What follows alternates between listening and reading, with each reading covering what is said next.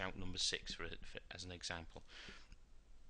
What happens then is this player has to take off and run round that cone and then back again. Okay, so because that's their number 12, that then becomes their number 6. With me so far? So for this player, number 6 means that they run round there, around that cone, and then back to the start again. But let's say, for argument's sake, the coach shouts number 7. Okay, well what that means is then that player then has to run around the middle, around the outside of number 7, and then back to the starting position.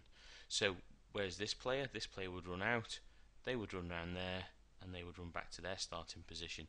For these guys, they would start off, they would run around their number 7 and back in again, and with these guys they would run around their number 7 and then back again. So let's just have a look at how this plays out and how it works in real terms. So we shout number 6 and the players go off.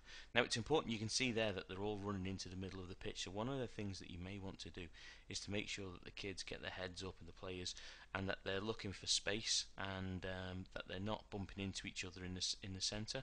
Now you can see here that coach has shouted number 1, which is only a short run. So again, just make sure that the players are going to the right cones.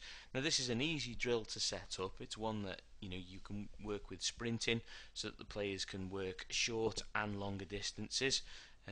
We set this up probably about 15 yards in diameter from there to there. You can adjust that and alter it dependent upon the number of players that you've got, and also their age and ability.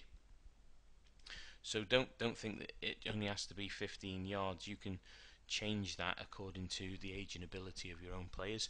Do it first of all, just you're working on running form and sprinting, and get their arms pumping, get them quick strikes on the floor, because you wanted them to cover the ground as quickly as possible and get back to their position, starting position that is.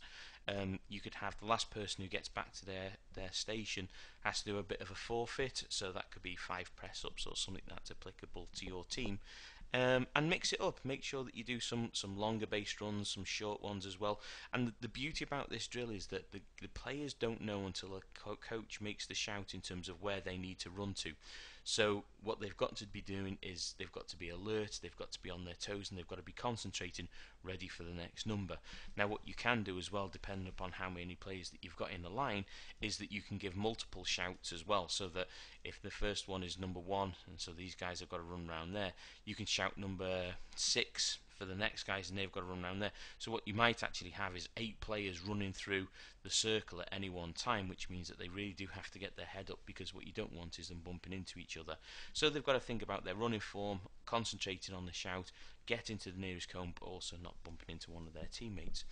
To progress it even further, introduce some footballs as well. So not only now have they got to concentrate on finding the right cone, but they've also got to take the ball with them and take it back with them.